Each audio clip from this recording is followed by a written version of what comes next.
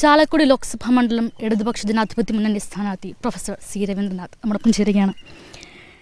സൂചനകൾ ഉണ്ടായിരുന്നെങ്കിലും പ്രത്യക്ഷത്തിൽ പ്രകടമായ ഒട്ടും ആശാവഹമല്ലാത്തൊരു ഇന്ത്യൻ രാഷ്ട്രീയ സാഹചര്യം. ആ സാഹചര്യത്തിലാണ് ഒരു തെരഞ്ഞെടുപ്പ് വരുന്നത്. അപ്പോൾ അവിടെ ഇടതുപക്ഷത്തിൻ്റെ പ്രസക്തി, ആ തെരഞ്ഞെടുപ്പിൻ്റെ പ്രസക്തി, ഇടതുപക്ഷത്തിൻ്റെ പ്രസക്തി പറയുമ്പോൾ ഇന്ത്യൻ രാഷ്ട്രീയത്തിൻ്റെ വർത്തമാനകാല അവസ്ഥ വിവരിക്കണം. ചുരുക്കി മാത്രം പറയുകയാണ്. അഖിലേന്ത്യാ രാഷ്ട്രീയത്തിൽ ഇടതുപക്ഷത്തിൻ്റെ പ്രസക്തി വളരെ വളരെ വർദ്ധിച്ച് വരികയാണ്. അനുനിമിഷം വർദ്ധിച്ച് വരികയാണ്. പല കാരണങ്ങളുണ്ട്. ഒന്ന്, അസമത്വം ഏറ്റവും അധികം വർദ്ധിച്ചു വരുന്ന ഒരു രാജ്യമാണ്. നമ്മൾ വേദനയോടെയാണ് പറയുന്നത് നമ്മുടെ രാജ്യത്തെക്കുറിച്ച്. അങ്ങനെയല്ല വേണ്ടത്, പക്ഷേ അങ്ങനെ കാണുന്നു എന്നുള്ള വേദന നോക്കുമ്പോൾ ഏറ്റവും അധികം അസമത്വം വളരുകയാണ്. അപ്പോൾ അങ്ങനെ അസമത്വം വളരുന്നൊരു സാഹചര്യത്തിൽ കാർഷിക മേഖലയിൽ തകർച്ചയുണ്ടാവും. ഇത് രണ്ടും ചേർന്ന് വരുമ്പോഴാണ് ഈ തൊഴിലില്ലാത്ത പ്രശ്നം വരുന്നത്. അതുപോലെ തന്നെ വിലക്കയറ്റം എന്ന് പറയുന്നത്. ഇത് എല്ലാം ഇങ്ങനെ എങ്ങനെ വന്നു എന്ന ചോദ്യം ചോദിച്ചാൽ അതിന് കാരണം ഇന്ത്യയിൽ നടപ്പിലാക്കി വരുന്ന സാമ്പത്തിക നയങ്ങളാണ്. അപ്പോൾ ഇതെല്ലാം വാസ്തവത്തിൽ പരസ്പര ബന്ധിതമാണ് എന്ന് പലർക്കും അറിയില്ല. അതാണ് ഈ ഇടതുപക്ഷത്തിന് പ്രസക്തി ഉണ്ടോ എന്ന ചോദ്യമൊക്കെ ചിലരെങ്കിലും ഉന്നയിക്കുന്നത്. പക്ഷേ ഇതെല്ലാം പരസ്പര ബന്ധിതമാണ്. വളരെ കൃത്യമായിട്ട് ചോദിച്ചാൽ ഇതെല്ലാം ആരംഭിക്കുന്നത് ഈ ന്യൂ ലിബറൽ പോളിസിയിൽ നിന്ന്, പുതിയ സാമ്പത്തിക നയങ്ങളിൽ നിന്നാണ്. ഞാൻ പറഞ്ഞ എല്ലാ പ്രശ്നങ്ങളും. ഈ നയം എന്നുള്ളത് എതിർക്കുന്ന ഒരു രാഷ്ട്രീയ പ്രസ്ഥാനമേ ലോകത്തുള്ളൂ, ഇന്ത്യയിൽ മാത്രമല്ല ലോകത്തുള്ളൂ, അത് ലെഫ്റ്റ് മാത്രമാണ്. കാരണം ആ നയത്തിൽ സർക്കാർ പിൻവലിഞ്ഞുകൊണ്ട് എല്ലാം സ്വകാര്യ വ്യക്തിക്ക് കൊടുക്കുക എന്നുള്ള ഒരു കോൺസെപ്റ്റാണ് ഉള്ളത് മൊത്തമായിട്ട്. അപ്പോൾ അങ്ങനെ ഒരു സംഭവം വരുമ്പോൾ തീർച്ചയായിട്ടും അതിനെ എതിർത്ത്, അതല്ല നീതിപൂർവകമായ സമ്പത്തിൻ്റെ വിതരണത്തിന് പൊതു സംവിധാനം വേണം എന്നുള്ള ആശയം മുന്നോട്ട് വെച്ച് അതിനെ എതിർക്കുന്നത് ഇടതുപക്ഷം മാത്രമാണ്.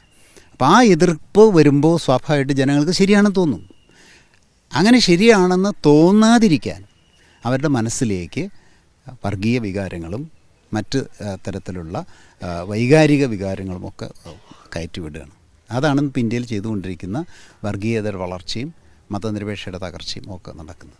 അപ്പോൾ വാസ്തവത്തിൽ അതും ഈ ന്യൂ ലിബറൽ പോളിസിയായിട്ട് ബന്ധപ്പെട്ടതാണ്, വർഗീയതയും ഒക്കെ തന്നെ.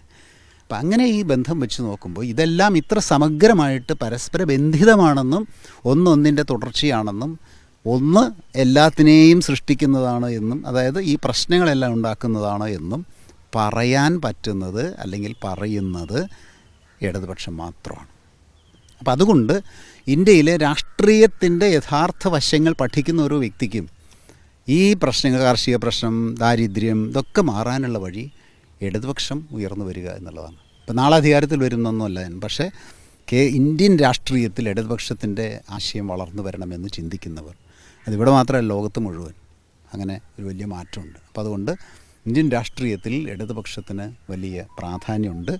അത് ഈ തെരഞ്ഞെടുപ്പിൽ പ്രതിഫലിക്കണം, അത് ജനങ്ങളെ ബോധ്യപ്പെടുത്തുക. അതാണിപ്പോൾ നമ്മളൊക്കെ ഈ സമരത്തിൽ ഏർപ്പെട്ടിരിക്കുന്നത്, ഈ ഒരു ജനകീയ സമരത്തിൽ ഏർപ്പെട്ടിരിക്കുന്നത് ഈ കാര്യങ്ങൾ പറയാനാണ്. അപ്പോൾ ആ ഒരു വളർച്ച ഇതിലുണ്ടായാൽ ഇന്ത്യ നിലനിൽക്കും, ഇന്ത്യയുടെ ഭരണഘടന നിലനിൽക്കും, ഇന്ത്യയുടെ മതനിരപേക്ഷത നിലനിൽക്കും, ഇന്ത്യയുടെ പിന്നെ ഫെഡറൽ സംസ്കാരം നിലനിൽക്കും. കേരളം പോലെ ഒരു സംസ്ഥാനവും അവഗണിക്കപ്പെടില്ല ഇടതുപക്ഷത്തിൻ്റെ ആശയത്തെ ഉയർത്തിപ്പിടിച്ചാൽ. ഇടതുപക്ഷത്തെ സംബന്ധിച്ചിടത്തോളം ഈ ഒരു പാർലമെൻ്ററി സ്ഥാനം എന്ന് പറയുന്ന ഒരു സമരമുഖം എന്നുള്ള രീതിയിലാണ് നമ്മളൊക്കെ കാണുന്നത്. ആ ഒരു സമരമുഖത്തേക്കുള്ള തിരഞ്ഞെടുപ്പാണ്. അപ്പോൾ അവിടെ വരുന്നൊരു ചോദ്യം, വലിയ മാർജിനിൽ തിരഞ്ഞെടുക്കപ്പെട്ടു പോയ കോൺഗ്രസ് കഴിഞ്ഞ 5 വർഷങ്ങളിൽ എന്ത് ചെയ്തു എന്നുള്ളതാണ്. അപ്പോൾ നമ്മൾ എന്താണ് ചർച്ചയാക്കാൻ ആഗ്രഹിക്കുന്നത് ഈ ഒരു കോൺഗ്രസിൻ്റെ ഈ ഒരു പ്രവർത്തന രാഹിത്യത്തെ കൂടി ചേർത്ത് നിർത്തി? കോൺഗ്രസ് 1991 നമ്മുടെ രാജ്യത്ത് നടപ്പിലാക്കിയാണ് ഈ നവലിബറൽ സാമ്പത്തിക നയങ്ങൾ. നെഹ്റുവിയൻ സിദ്ധാന്തങ്ങളെ എല്ലാം അട്ടിമറിച്ചുകൊണ്ട് അവർ നടപ്പിലാക്കിയ നയങ്ങളാണ്. അപ്പോൾ ആ നയങ്ങൾ നമ്മുടെ രാജ്യത്ത് നടപ്പിലാക്കുമ്പോൾ ഉണ്ടായി വന്ന പല പ്രശ്നങ്ങളാണ് ഇപ്പോൾ BJP സർക്കാർ ഏറ്റെടുത്ത് അതിനേക്കാൾ ശക്തമായിട്ട് മുന്നോട്ട് കൊണ്ടുപോകുന്നത്. അപ്പോൾ ഈ ഒരു ആശയം പറഞ്ഞുകൊണ്ടല്ലാതെ ഈ കോൺഗ്രസ്സിന് ഞാൻ നേരത്തെ പറഞ്ഞ ഈ രാഷ്ട്രീയ നേട്ടം, അതായത് മനസ്സിലുള്ള ഈ ഇന്ത്യ നിലനിൽക്കണം എന്ന രാഷ്ട്രീയ നേട്ടം ഉണ്ടാക്കാൻ അവർക്ക് കഴിയില്ല. കാരണം അവർ മുന്നോട്ട് വെച്ച ആശയങ്ങളെല്ലാം ഇതിന് വിരുദ്ധമാണ്. അപ്പോൾ അതുകൊണ്ട് തീർച്ചയായിട്ടും ഈ ഇടതുപക്ഷത്തിന് മാത്രമേ ഇത് കഴിയുള്ളൂ എന്നുള്ള ആശയം പറയുമ്പോൾ തന്നെ കോൺഗ്രസ് അടക്കമുള്ള വലതുപക്ഷ രാഷ്ട്രീയ പ്രസ്ഥാനങ്ങൾക്ക് ഇത് കഴിയില്ല എന്നുള്ള തിരിച്ചറിവാണ്. വാസ്തവത്തിൽ ഒരു രാഷ്ട്രീയ ധ്രുവീകരണം ഈ തെരഞ്ഞെടുപ്പിലൂടെ നടക്കാൻ പോവാണ്. രാഷ്ട്രീയ ധ്രുവീകരണം അത് സെക്യുലർ അതുപോലെ തന്നെ ഫെഡറൽ ആ സംസ്കാരം നിലനിൽക്കണം എന്ന് ചിന്തിക്കുന്ന ഒരു വിഭാഗവും അല്ല ഇത്തരത്തിലുള്ള ജാതി ചിന്തകളും മതചിന്തകളും അതുപോലെ തന്നെ പിന്നെ സാമ്പത്തിക ചിന്തകളും ഒക്കെ വേണം എന്ന് പറയുന്നത്. അപ്പോൾ ആ രണ്ട് ഭാഗമായിട്ടാണ് വാസ്തവത്തിൽ ഇന്ത്യ തിരിയാൻ പോകുന്നത് തെരഞ്ഞെടുപ്പിൽ. അവിടെയാണ് വാസ്തവത്തിൽ കോൺഗ്രസിൻ്റെ അഖിലേന്ത്യാ തലത്തിൽ ഉള്ള ഈ പറഞ്ഞ നയങ്ങൾ കൂടുതൽ പ്രസക്തമല്ല എന്നുള്ളൊരവസ്ഥയിലേക്ക് വരും. പൊതുരാഷ്ട്രീയ സാഹചര്യത്തിൽ നിന്ന് ചാലക്കുടിയിലേക്ക് വരുമ്പോൾ പൊതുവെ ഒരു കോൺഗ്രസ് മണ്ഡലമായിരുന്നു, ഇടതുപക്ഷം പിടിച്ചിട്ടുള്ള മണ്ഡലവുമാണ്. വീണ്ടും ഒരു തിരഞ്ഞെടുപ്പ് എത്തുമ്പോൾ എന്താണ് ഈ മണ്ഡലത്തിൽ ചർച്ചയാകാൻ പോകുന്ന വിഷയങ്ങൾ, അതെങ്ങനെയാണ് നമുക്ക്? ഈ മണ്ഡലത്തിൽ പ്രത്യേകിച്ച് ഈ മണ്ഡലത്തിൻ്റെ പ്രത്യേക വിഷയങ്ങളുണ്ടാവാം. പക്ഷേ ഈ മണ്ഡലവും ഇന്ത്യ ചിന്തിക്കുന്ന കാര്യം തന്നെയാണ് ചിന്തിക്കുന്നത്. പൊളിറ്റിക്കൽ ചിന്ത ഒന്നായിരിക്കും, ലോക്കൽ ചിന്ത വേറെ ആയിരിക്കാം. ഇപ്പം കൃഷി ചെയ്യണം എന്ന് പറഞ്ഞ പോലെ അതായിരിക്കും. പക്ഷേ പൊളിറ്റിക്കൽ ചിന്ത എന്ന് പറഞ്ഞാൽ ഞാൻ നേരത്തെ പറഞ്ഞ ചിന്ത തന്നെയാണ്.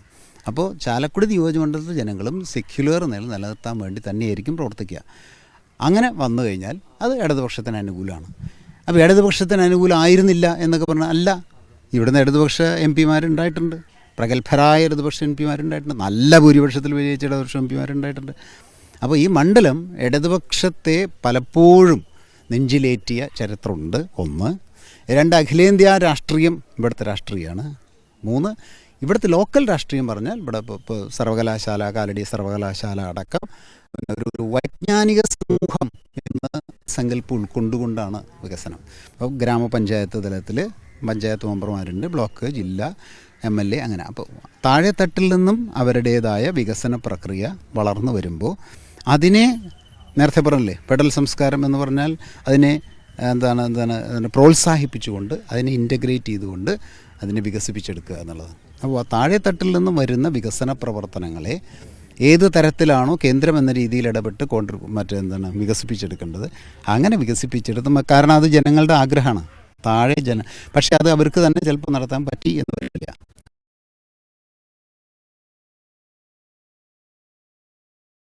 ആസൂത്രണം എന്ന സങ്കല്പം ഉൾക്കൊള്ളുന്ന രീതിയിൽ ഏറ്റവും വികസിതമായിട്ടുള്ള, ഏറ്റവും ഇൻ്റഗ്രേറ്റഡ് ആയിട്ടുള്ള, സമഗ്രമായിട്ടുള്ള ഒരു വികസിത പ്രദേശമായിട്ട് മാറ്റണം എന്നുള്ളതാണ്.